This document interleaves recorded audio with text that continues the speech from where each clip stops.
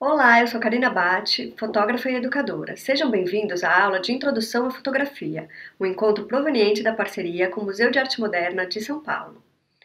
Nessa aula, vamos abordar a linguagem fotográfica analisando os elementos que constituem uma imagem, como enquadramento, composição, ângulos, etc. Depois, vamos contextualizar os tipos e como usar os diferentes equipamentos fotográficos. E por fim, vamos ver os recursos técnicos da câmera no modo programado, como ISO, compensação de exposição, balanço de branco e macro. Bom, como essa aula é gravada, minha sugestão é que vocês possam rever, pausar ou assistir em tópicos, especialmente se você for iniciante. Os tópicos têm uma duração geralmente de 6 minutos cada recurso. Assim, você pode testar, olhar o seu equipamento, fazer um exercício e então dar continuidade. Vamos começar? Linguagem fotográfica. Enquadramento, ponto de vista, ângulo, escala, composição, perspectiva, cor ou preto e branco, luz. Tudo isso é importante na hora de fazer uma fotografia. Vamos analisar essa imagem. Enquadramento corresponde ao recorte que a gente faz na fotografia, pelo visor ou pelo monitor da nossa câmera. Assim selecionamos o que entra e o que sai na nossa imagem. Nesse caso, o fotógrafo se coloca num ponto de vista em que ele cria uma moldura para a paisagem ao fundo, nos colocando, espectadores, no mesmo ponto de vista dele, olhando a paisagem por meio da moldura da formação rochosa. Vocês percebem que também há uma pessoa na imagem? Olhem com atenção. Aqui está. Será que essa pessoa é importante? Bom, quem ela é não é importante, mas ela traz uma informação na fotografia que sim. A escala, o tamanho da pessoa em relação ao rochedo. Já nessa imagem também temos uma moldura, dessa vez criada pelo muro. Isto é, o fotógrafo observa a cena atrás do muro, como se estivesse espiando, colocando nós, os espectadores, em seu mesmo ponto de vista. O muro também traz uma informação importante, uma vez que ele traz mais dramaticidade à cena, contrastando esse lugar destruído pela guerra à espontaneidade da brincadeira das crianças. Mesmo a muleta que um dos meninos usa, seja por necessidade ou brincadeira, também ressalta este paradoxo social entre o ambiente destruído pelo homem e a diversão das crianças. Nesta outra imagem, o que muda é a composição, isto é, como os elementos estão distribuídos na cena em relação à outra. As crianças se deslocam de lugar, alterando a composição. Dessa vez, elas observam o fotógrafo, nos olham, mudando a narrativa da fotografia anterior. Agora, eles simplesmente habitam esse lugar destruído, não brincam mais. A aproximação de alguns meninos da câmera, trazendo-os para o que chamamos de primeiro plano, isto é, o que está mais próximo, aumenta sua escala em relação ao menino do fundo, que fica menor. Se traçarmos duas linhas imaginárias vindas dos cantos inferiores da fotografia, percebemos também que isso cria uma perspectiva para a foto. Já o menino que está no buraco do muro traz informação do tamanho deste. Então, ao compararmos as duas imagens, vemos que o fotógrafo praticamente permanece com o mesmo enquadramento, sem se deslocar. O que muda é a composição da cena e a narrativa, sendo que na primeira temos a evidência do contraste entre ambiente e inocência pela espontaneidade da cena, e na segunda não, apenas destruição. Já observamos o uso da moldura na natureza, em um contexto social, e aqui temos a moldura, reforçando a geometria da cena. Suas linhas criam diferentes enquadramentos dentro da mesma imagem. Retornando ao contexto social, aqui temos outra fotografia. Onde o fotógrafo está? Dentro do carro. Então nós, os observadores, também. Mais uma vez, a moldura criando este ponto de vista. Neste caso, este enquadramento é muito importante para a leitura da foto, pois nos localiza dentro do carro, aumentando a ideia de segregação com as crianças fora. Além disso, o vidro fechado, a mão que se apoia nele, a chuva, tudo amplia essa noção de dramaticidade e diferença social. Mais alguma coisa chama a sua atenção? Temos o olhar do menino, que é penetrante, e também temos a cor do sari da menina, que nos remete à cultura indiana, trazendo informação cultural e geográfica pela vestimenta. Nessa imagem, os monges se destacam na paisagem, pelo contraste entre a cor da vestimenta e o fundo. E mais uma vez temos a escala, marcada pela presença humana, nos remetendo ao tamanho aproximado do pagode. Já se as pessoas estivessem próximas à câmera, perderíamos a noção do tamanho do templo. Então lembrem-se, mais próximo da câmera, o objeto fica maior, mais distante, menor. E ao estarem na mesma distância, temos uma dimensão mais realista. O mesmo acontece com essa imagem. Como vocês imaginam que o fotógrafo está? Se alguém pensou agachado, acertou. Afinal de contas, a plantação de algodão ela é baixa. Então, para conseguirmos colocá-la perto da câmera e ter essa escala um pouco maior do algodão, precisamos estar bem próximos a ele. Imagine colocar a câmera próxima à grama. Ela ficaria grande, iria parecer a visão de uma formiga. Aqui também temos a escala pela presença humana e a perspectiva pelas linhas do caminho de terra. Já nessa imagem, podemos analisar a fotografia de retrato, onde não aparece o rosto. Por exemplo, ao mostrar o rosto, existe uma identidade naquela foto. Já se não mostrarmos, estamos universalizando, generalizando um grupo de pessoas dependendo do contexto que ela está inserida. Aqui no caso temos a rede e o chapéu de palha como elementos que agregam informação à imagem. Então, a fotografia faz alusão a todos os pescadores, e não a alguém especificamente. O mesmo acontece se alguém estiver de costas. A imagem nos remete mais à vida rural do que a alguém.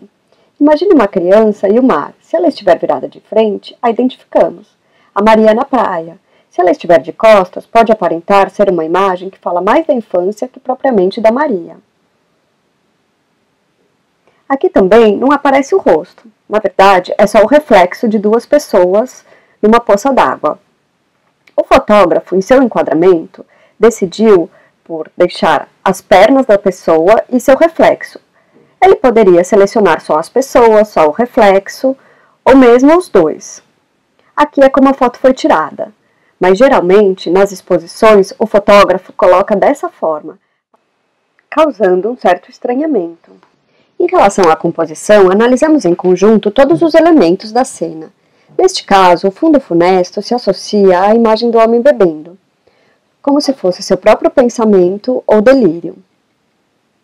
O mesmo acontece aqui, onde o cartaz com a moça gritando, espantada ou rindo, compõe com a ação em que a mulher com um facão enorme corta esse osso gigantesco, ressaltando o estranhamento da cena. Sempre que houver um desenho, placa ou escrita na fotografia, nós faremos a leitura dela em conjunto com o contexto.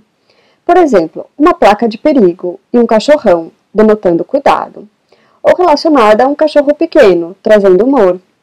Já em um retrato, se há a palavra lixo escrita e fotografarmos alguém que gostamos, dará o sentido errado.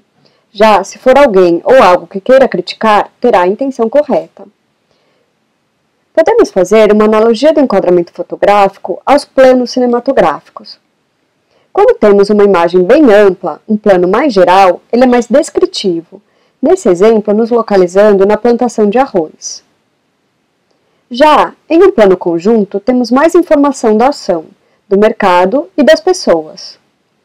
O plano médio, por sua vez, ou próximo, já traz mais a expressão do sujeito, enquanto que o plano detalhe mostra algo bem de perto.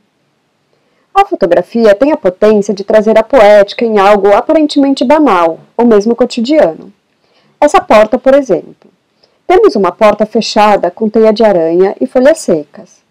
Ela nos fala sobre o abandono, o esquecimento. Um lugar esquecido e inacessível.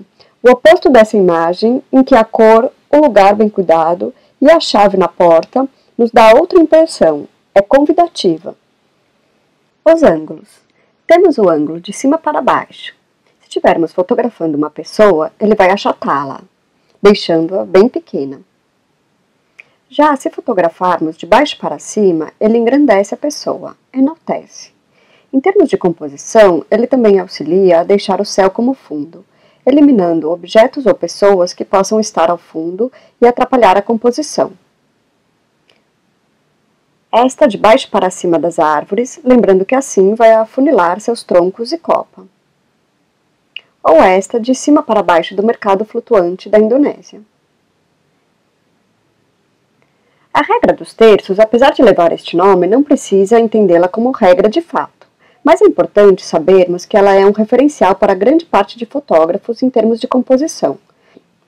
Ela se apresenta com essas duas linhas na verticais e duas na horizontais, e os vértices onde elas se encontram. Muitas composições fotográficas não são feitas centralizando o objeto ou sujeito, mas deslocando-os para os terços ou para o vértice. Aqui temos um exemplo da mulher colhendo café deslocada para o terço vertical da direita, deixando espaço para percebermos a profundidade da paisagem ao fundo. Nesta outra, temos o tronco da árvore deslocado para o terço da esquerda, os galhos para o terço horizontal superior, e os sujeitos, animais e a terra no terço inferior horizontal. Mais uma vez, o chapéu de cone nos remetendo à cultura asiática. E quando escolher entre cor ou preto e branco? Bom, depende. Tem imagens que funcionam das duas formas. Outras se destacam ou agregam informação por essa escolha. Essa imagem do Festival Holi da chegada da primavera faz todo sentido ser colorida, para mostrar a cultura local e o contraste do sujeito pintado de verde em meio aos de vermelho. O mesmo acontece com esta, onde temos informação cultural pelos sares e da plantação que conseguimos mais rapidamente identificar ser de pimenta. Já o preto e branco destaca formas, luz e sombra e texturas. Essenciais nessa imagem pela repetição do formato de cone do chapéu e a semelhança da textura deles com o cabelo da senhora. Se a imagem fosse em cor e ela estivesse usando um vestido rosa, ela poderia ter maior destaque na imagem, o que não queríamos, ou mesmo diferenciar pela tonalidade o cabelo do chapéu. Então, lembrando, preto e branco destaca forma, luz e sombra e textura, e pode eliminar uma cor de algo que possa se destacar e que não queremos evidenciar na foto. Lembrem-se que a escolha pode ser determinante em algumas condições. Vamos imaginar uma cena em um parque com muita vegetação e uma flor vermelha. O que chamará a atenção? A flor vermelha. Já, na mesma situação, se no lugar da flor tivermos uma lata de refrigerante, será a lata que irá se destacar, pelo contraste da cor. Se quisermos falar que o parque é bonito, escolhemos a foto da flor. Se quisermos denunciar a sujeira do parque, a da lata. Tudo dependerá da intenção. Já no caso de um retrato, com uma mochila vermelha na composição, a mochila vai chamar mais atenção que a pessoa. Nesse caso, o preto e branco pode funcionar melhor. Não se esqueçam também de tomar cuidado com elementos atrás da cabeça, ou galhos, ou qualquer objeto que possa atrapalhar sua composição. Bom, agora que analisamos algumas imagens em relação à linguagem fotográfica, vamos conhecer diferentes tipos de equipamentos. A maioria das pessoas fotografa com celular. Os celulares mais antigos possuem dois tipos de câmeras, a câmera frontal e uma para selfie. Geralmente, a câmera de selfie perde muita qualidade, além do zoom e de fotos com condições de pouca luz em celulares mais antigos. Já os mais atuais, eles são bons nesses tipos de condições e possuem às vezes até mais de uma câmera frontal. Assim tem opções macro e para outros tipos de situação. Bom, se você não tiver os recursos que falarmos aqui no seu celular, eu vou deixar várias dicas de aplicativos, e aí eles vão funcionar no seu aparelho. Já temos outro tipo de câmera, aquelas compactas. Podem ser um pouco maiores, com mais alcance de zoom, também eu vou comentar aqui em aula, mas pode resgatar aquelas câmerazinhas antigas aí da sua casa, porque elas funcionam muito bem. Elas têm sempre o modo programado, todos esses recursos que eu vou explicar aqui. Além disso, elas vêm com lente macro, aquela lente que é boa para você fotografar algo bem pequeno ou um detalhe de fotos bem próximas. Nesse tipo de câmera, você pode achar o modo programado que eu vou ensinar no anel de recursos, ou eles vão estar no botão de função aqui no meio da imagem ou de menu. Isso vai depender da câmera, não segue exatamente um padrão. No entanto, geralmente eles vêm com botões de atalhos, onde vocês vão achar alguns recursos mais fáceis de acessar. As DSLR. Câmera DSLR são essas câmeras digitais que trocam lente, isso é, de lentes intercambiáveis. Aí você pode retirar a sua lente e trocar por outra. Assim eu posso mudar uma lente zoom para uma lente fixa, por exemplo, uma sem zoom, só que mais clara. Então, quando você comprar esses tipos de câmeras, ela tem todos esses recursos também, desde o modo programado, automático, até um manual, que é o uso profissional. Algumas câmeras compactas também possuem, e hoje em dia tem vários aplicativos em celulares que a gente pode alterar todos os recursos também. Bom, vamos ver como funciona. Conhecendo sua câmera, vamos descobrir as características do seu equipamento e da sua lente. Zoom. O zoom não tem segredo, é um dos recursos mais usados. Ele serve para aproximar coisas que estão mais distantes. E assim não precisamos nos deslocar. Mas devemos lembrar que ele é uma característica da lente e não da câmera fotográfica. Com ele, conseguimos nos aproximar de algo longe e podemos pegar detalhes distantes, como frutos, flores, pessoas. E se você gostar de fotos de pássaros ou lua, você tem que pensar em ter um bom zoom. Também podemos pegar detalhes de uma paisagem ou, por exemplo, da arquitetura. Então, às vezes, estamos em um ambiente que aparentemente não tem nada de interessante para fotografar, mas com o zoom conseguimos um novo enquadramento e podemos observar algo mais de perto, sem precisar nos mover. Também temos que diferenciar o zoom óptico da lente e o zoom digital, que nada mais é que a imagem recortada, produzindo muito ruído. O que é ruído? É quando os pixels, que são os quadrados que formam nossa fotografia, ficam muito grandes e evidentes, perdendo qualidade na imagem. Então, certifique-se de usar o zoom óptico, que é o da lente, e não o digital. Nos celulares, eles são digitais, apesar de venderem lentes para acoplar caso queiram. A qualidade da imagem com zoom digital também dependerá da qualidade de seu equipamento celular. Os mais atuais deixam menos ruídos que os antigos. Inclusive, alguns apresentam mais de um modelo de câmera, para macro, entre outras opções. Nas câmeras compactas, elas vêm descritas dessa forma: zoom de 4 vezes, 34 vezes, 40 vezes, 50, 64, 83. Quanto maior o número, maior o alcance. Mas lembrando que 42 vezes já é suficiente para uma boa foto de lua. Já nas câmeras DSLR, aquelas de lente intercambiáveis, isto é, que trocam lentes, você pode investir em uma objetiva de maior alcance, como uma 105, 200 ou 300 mm. Esse exemplo da teleobjetiva da Canon vai de 70 a 200 mm. Isso é, se você está fotografando uma paisagem e depois quer fotografar algo com um alcance mais distante, você tem que trocar de lente. Já existem alguns modelos de lente mais versáteis, que vão desde o 28 mm, que são imagens bem abertas, até o 300 mm, por exemplo, que são imagens de longo alcance. Assim, você não precisa ficar trocando de lente o tempo todo. Nesse tipo de teleobjetiva, você dá o zoom girando o anel. Notem que, para a câmera DSLR, a medida da distância focal é feita em milímetros do zoom, e das câmeras compactas em vezes. Macro, ao contrário do zoom, é quando queremos fotografar algo bem próximo, para pegar seu detalhe, sua textura ou algum objeto pequeno. Em algumas câmeras é preciso ativar o modo programado para poder acioná-lo, e ele tem esse símbolo da flor. Quando você quiser fazer uma foto macro, é necessário que você acione esse botão. Na hora de disparar, você também tem que pressionar o botão levemente até surgir o foco, e só então pressionar até o fim para captar a imagem. Na macro, o foco é mais demorado, então precisa de atenção. Já nas câmeras compactas, você tem que tirar todo o zoom possível para poder selecionar a macro. Aqui temos um exemplo de imagem macro. Um detalhe da flor, um detalhe de uma fruta, fotos científicas. E aqui temos a exemplo o que a gente chama de profundidade de campo. Isto é, pegamos os detalhes da gota d'água, mas elas estão todas à mesma distância da câmera.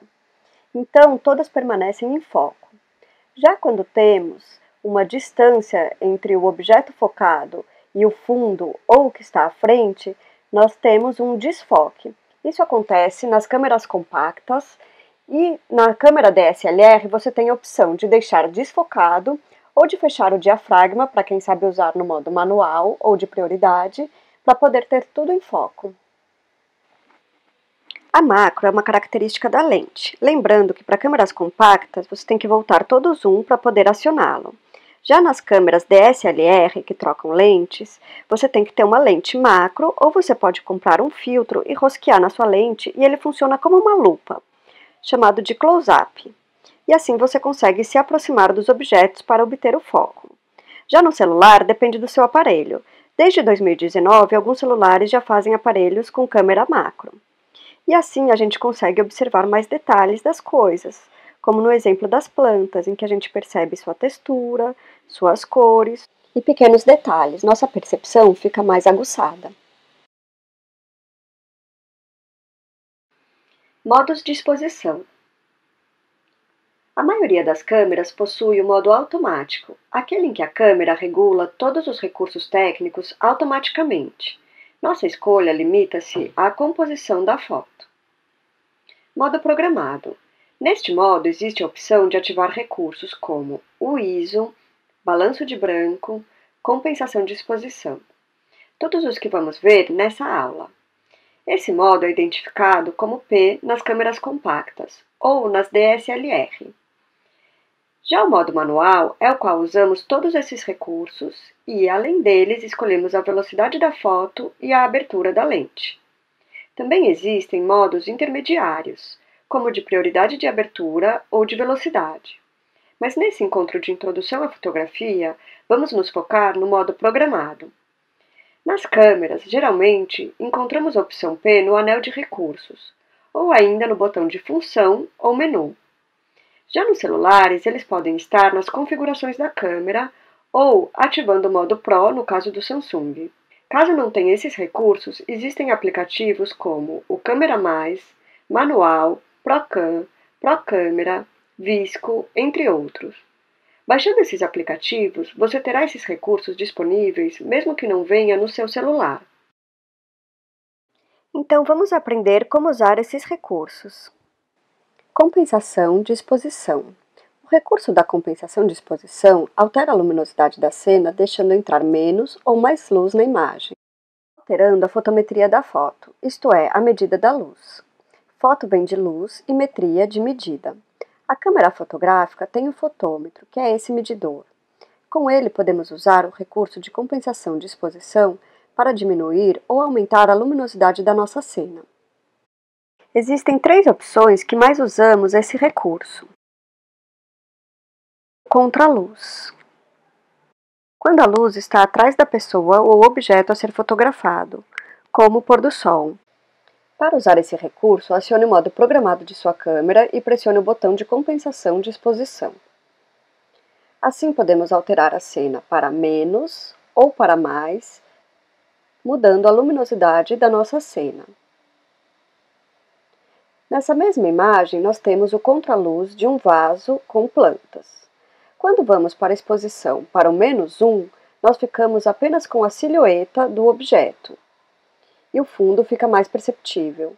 Já com a opção de exposição no +2, nós vemos os detalhes do vaso e da planta, mas já estouramos mais o fundo, isso é, entra mais luz. Outra opção que usamos muito esse recurso é o alto contraste. O que quer dizer isso? É quando temos muita luz numa cena e muita sombra. Aí nós teremos que escolher qual queremos destacar. Ou nós vamos perder informação nas altas luzes ou nas baixas luzes. Aqui é um exemplo de altas luzes. Sem mexer no fotômetro, ela acaba estourando. Isto é, fica muito clara. Quando compensamos para o menos, perdemos os detalhes nas sombras, mas ganhamos nas altas luzes. A terceira opção é o excesso de preto ou branco na imagem. O fotômetro sempre vai fazer uma leitura errada, pois ele tem uma medida correta para um cinza médio. Então, sempre que fotografamos algo branco, veremos a diferença. O branco fica um pouco acinzentado. Já, quando colocamos a exposição para o mais, ele vai ficando cada vez mais claro, atingindo um branco mais puro. O contrário acontece com o preto. Quando fotografamos o preto no 0, ele fica mais claro, fica mais acinzentado. E aí precisamos ir para a exposição no menos, assim conseguimos deixar um preto mais denso, mais escuro. Sabendo que o fotômetro é regulado para fazer uma fotometria correta para um cinza médio, sempre que tivermos excesso de preto ou branco, devemos usar a compensação de exposição, seja para foto de lua, retratos ou outros. Esse recurso está na câmera fotográfica com o símbolo de mais ou menos ou abreviação AV ou EV para correção da luz. Nela, você aciona o botão de recurso e encontra o seu fotômetro. No modo automático, você não consegue sair do zero. Já acionando esse recurso, você consegue variar para o mais e para o menos. Para clarear a foto, vai para o mais. Para escurecer, vai para o menos. Quando tem excesso de branco, vai para o mais. Assim o branco não fica muito acinzentado. Já com o preto, vai para o menos. Assim o preto fica mais denso. No contraluz é quando a luz está atrás da pessoa ou objeto. Para aparecer o fundo com a iluminação correta e deixar a pessoa ou objeto em silhueta, tem que ir para o menos. Para clarear a pessoa ou objeto, tem que ir para o mais. Neste caso, o fundo vai estourar de luz, isto é, ficar muito claro. É interessante variar a exposição em fotos de alto contraste, fotos noturnas e contraluz para obter diferentes possibilidades. Lembrando que o fotômetro pode chegar até 2 pontos ou até 5 pontos, dependendo da câmera, e ele tem esses valores intermediários. Às vezes, 0,35, 0,75 é suficiente para obtermos a luminosidade que a gente quer. Aqui um exemplo de contraluz. Se você quiser obter o feixe de luz na sua fotografia, você tem que colocar a compensação para o menos, que acontece também nessa imagem de contraluz. De novo, observamos a silhueta e o feixe de luz, ou mesmo nessa. Se você tivesse com a câmera fotográfica no modo automático, a foto toda ficaria mais clara e teríamos muitas altas luzes, isso é, estouraria a luz nos pontos mais claros. Já quando temos um fundo preto, a gente pode colocar a compensação para o menos para obter o preto mais denso e não estourar aonde tem muita luz. Nesse caso, no modo automático, o rosto ficaria muito iluminado e o fundo acinzentado. Alguns celulares possuem um modo de medição pontual e você pode, no modo touch, colocar exatamente onde você quer a leitura de luz adequada. E, se precisar, mover esse cursor ao lado para clarear ou escurecer a foto. Já aqui, a gente tem propositadamente uma fotometria que vai para a compensação no mais. O fotógrafo quis colocar os animais quase sumindo na paisagem com neve. Nos celulares e em algumas câmeras nós também temos o recurso HDR, de alto alcance dinâmico. Nas câmeras, geralmente é feito automaticamente com 2 exposições diferentes, ou mais, uma mais clara e outra mais escura, que serão combinadas. Bom para paisagens, para fotos de alto contraste e contraluz quando se quer correção. Aqui vemos o exemplo do fabricante com uma imagem superexposta, isso é, mais clara, e uma subexposta mais escura da mesma paisagem. E então o HDR é combinado. Assim a imagem fica mais realista. Temos que lembrar que a câmera fotográfica registra com muito mais contraste do que como os nossos olhos observam. Nós não vemos essa diferença tão grande das altas luzes e das sombras como a câmera registra. Então, podemos usar o HDR para compensar essa diferença. Balanço de branco. O recurso White Balance pode aparecer na sua câmera como balanço de branco ou equilíbrio de branco. É a mesma coisa. Ele apresenta os seguintes ícones. AWB, modo automático. A câmera faz uma leitura da luz da cena e corrige para o branco. Já o ícone do sol corresponde à luz do dia. Se o dia estiver ensolarado, vai ficar amarelado, como observamos, e se o dia estiver nublado, branco. Já o ícone nublado ou sombra traz uma tonalidade mais quente à fotografia. Então ele aparenta aquele sol que não veio naquele dia. Já nas situações internas de luz, nós temos lâmpadas amareladas, que são chamadas de tungstênio ou incandescente. Para que não fique amarelado, para corrigir para o branco, você põe o ícone dela. E assim ele vai fazer uma correção mandando um filtro azulado. Já com as luzes fluorescentes, se não corrigirmos, ela vai ficar numa tonalidade mais esverdeada. Para corrigir para o branco, podemos usar o próprio ícone e ela fará a correção. Se por acaso não quisermos corrigir uma dessas lâmpadas, para deixar alguma cena com lâmpada incandescente amarelada e fluorescente esverdeada, enganamos a câmera e colocamos que estamos usando na luz do dia. Já o flash corresponde quando usamos nessa situação. Lembrando que ainda temos as lâmpadas mais atuais, que são as LEDs. Elas podem variar em tonalidade entre o amarelo e o esverdeado, então vale a pena testar o modo incandescente ou fluorescente caso queira corrigi-la para o branco. Aqui temos um exemplo. A mesma imagem feita no modo automático. Já a segunda imagem, feita no modo da luz do dia, fica um pouco mais próximo a como a gente observa. E no modo nublado, ou mesmo no sombra, ele vai trazer aquela tonalidade quente que comentamos. Assim, podemos usar esse recurso com diferentes luzes, alterando a tonalidade da luminosidade da cena, para mais quente, mais frio, ou mesmo corrigindo para o branco. Então, encontre na sua câmera, no modo programado, a opção White Balance, balanço de branco ou equilíbrio de branco. Nela você encontrará o modo automático, que tentará corrigir a cena para o branco. Já no modo luz do dia, ficará bem próximo a como estamos enxergando, caso estejamos fotografando nessa situação. Já o modo nublado, ou mesmo sombra para câmeras que tenham, vai deixar um tom mais amarelado, mais quente na nossa foto. Também temos opções de luzes internas, isso é, das lâmpadas. Temos a incandescente ou tungstênio, que são aquelas amareladas.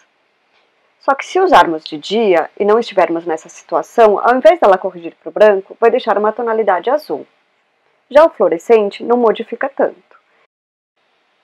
O ideal é usar essas opções quando realmente estamos fotografando com essas lâmpadas. Também temos em algumas câmeras a opção de fluorescente H. Essa, no caso, ao invés de deixar a correção muito branca, vai dar um tom um pouquinho mais quente. E ainda temos a opção personalizada, mas nós não vamos ver nesse curso. Lembre-se também de retornar o balanço de branco na situação que você mais usa. A câmera fotográfica não retorna para você quando você altera sua fotometria ou seu balanço de branco. É você que tem que voltar. Aqui temos o exemplo de uma imagem num dia nublado. Se deixarmos no modo automático ou na luz do sol, ela vai ficar mais branca. Já se alterarmos seu balanço de branco para nublado ou sombra, trará uma tonalidade mais quente. Ao usarmos lâmpadas em situação interna, também podemos variar o balanço de branco, deixando a foto com tonalidade mais quente ou corrigindo para o branco. Aí é a sua preferência. Acontece que nem sempre temos uma única fonte de luz que podemos corrigir. Então temos situações de cenas com luz tungstênio, fluorescente, luz de TV, por exemplo. Mesmo que escolhemos um ícone, não conseguimos corrigir todas as luzes para o branco e teremos que fazer escolha. Nesse caso, você pode variar para ver qual a sua preferência. Aqui temos ela no modo automático, no modo fluorescente, no modo incandescente ou tungstênio. Perceba que ela corrige uma luz, mas não as outras, e aqui no modo sombra, deixando mais amarelado. ISO. O ISO é um dos principais recursos da câmera. Ele tem um padrão numérico para determinar a sensibilidade do sensor, e usamos ele em relação à luz do ambiente.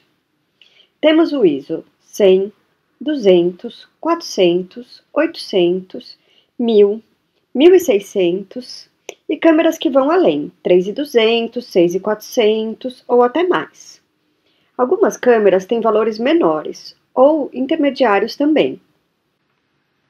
Bom, em termos de qualidade, temos que entender que a imagem fotográfica digital é formada por pixels, que possuem tamanho menor em ISOs mais baixos e maior em ISOs elevados, como de 1600 para cima, causando o que chamamos de ruído na fotografia.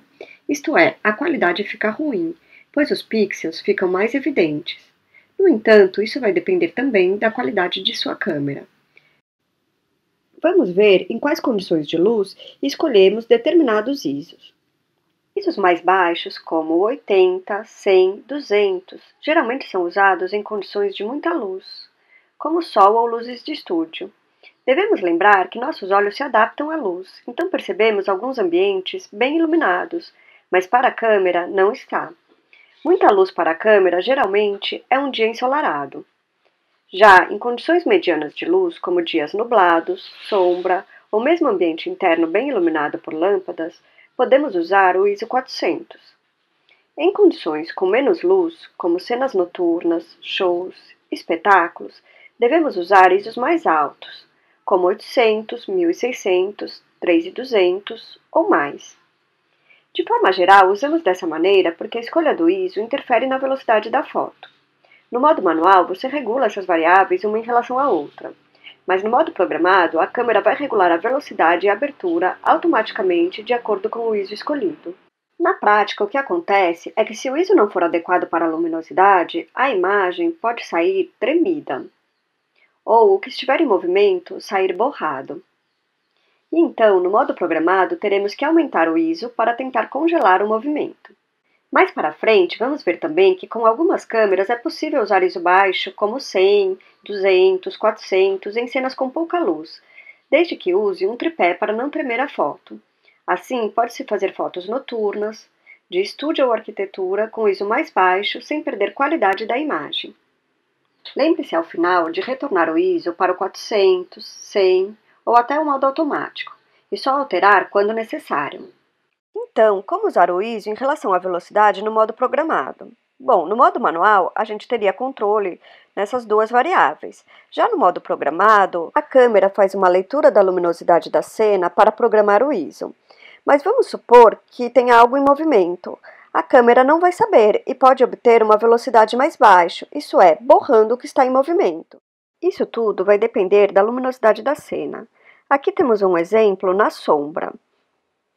Usando o ISO 100, os grãos de arroz ficaram borrados.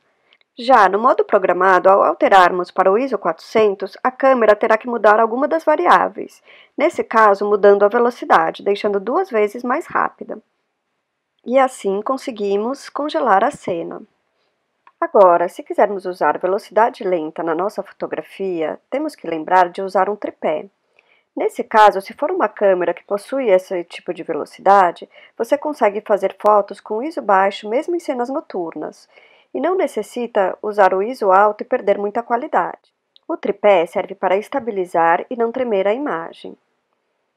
Já se quisermos usar com algo em movimento, como os carros, por exemplo, conseguimos obter esse efeito chamado de light painting, no qual a luz aparece como riscos. Concluindo, use o ISO a seu favor, quando quiser congelar uma cena ou quiser velocidade mais lenta. Vamos fazer um resumo final para encerrar. No curso, analisamos, na linguagem fotográfica, o enquadramento, composição, escala, perspectiva, luz, regra dos terços, ângulos e a escolha da cor ou do preto e branco. Tudo o que é importante para fazer uma fotografia. Esses elementos são determinados pelo nosso olhar, nossa sensibilidade e até repertório. A partir do momento que temos o domínio técnico da câmera, será isso que irá diferenciar uma boa foto de uma desinteressante. Também vimos os principais recursos técnicos usados no modo programado, como o macro, para fotos aproximadas. Como exercício, testem a capacidade de macro da sua câmera e, se precisar, invistam em filtros ou lentes. Aproveite para perceber as coisas com um olhar mais aguçado. Outro recurso foi a compensação de exposição, que nos permite alterar para mais ou menos a luminosidade da cena. Agora, para aprimorar seu conhecimento, faça exercícios com diferentes luzes, como contraluz, a favor da luz, cenas de contraste e na mesma cena varia o fotômetro usando compensação de luz.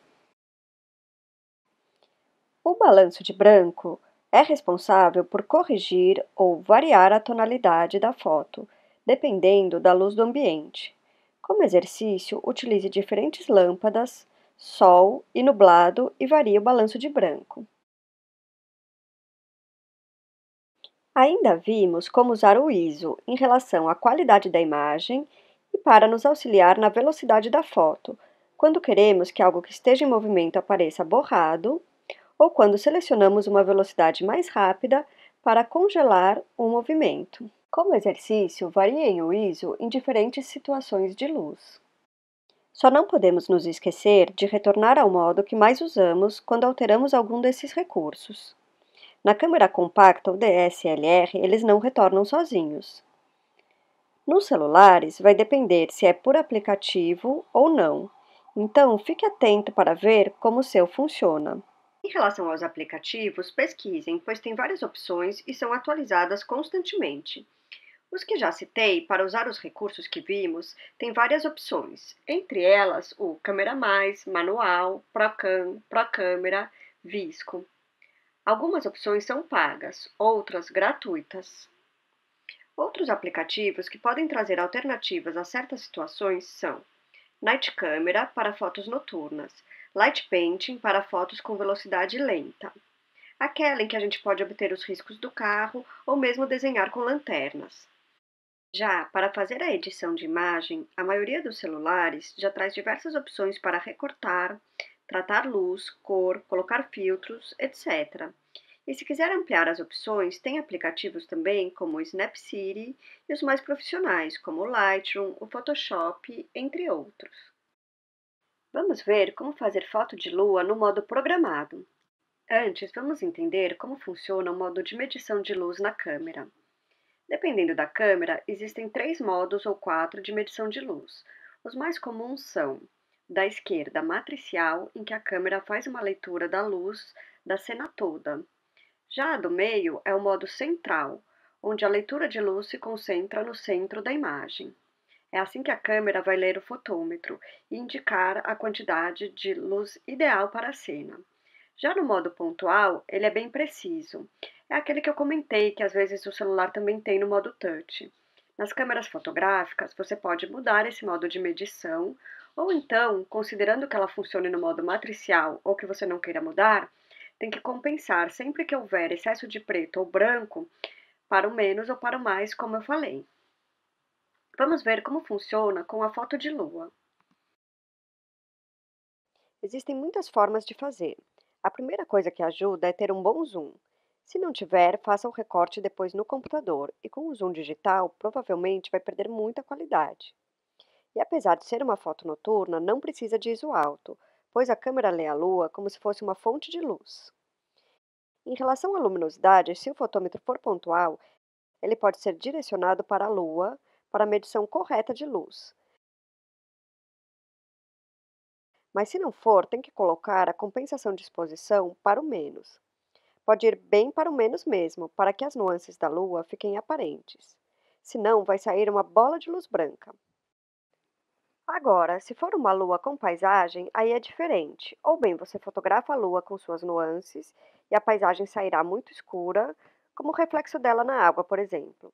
Ou a lua ficará muito clara para aparecer o reflexo. Isso acontece por conta do contraste entre luz e sombra que a câmera registra. Então, resumindo, use zoom, ISO baixo e compensação de luz para o menos. E se precisar, coloque o balanço de branco adequado para a situação. Por fim, vou explicar a relação do megapixels e da qualidade da imagem. Bom, os megapixels eles não interferem na qualidade da imagem se você for observar pela tela do computador ou do celular. Nesses casos, 1 megapixel é suficiente. Agora, se você precisar vê-la em um tamanho maior, você vai precisar de mais megapixels, especialmente para imprimir uma imagem no papel, no qual 1 megapixel só será suficiente para imagens de 10 por 15 centímetros, ou no máximo 15 por 21, perdendo qualidade. Para ampliações maiores, como um quadro, já há necessidade de 10 megapixels para cima, dependendo do tamanho.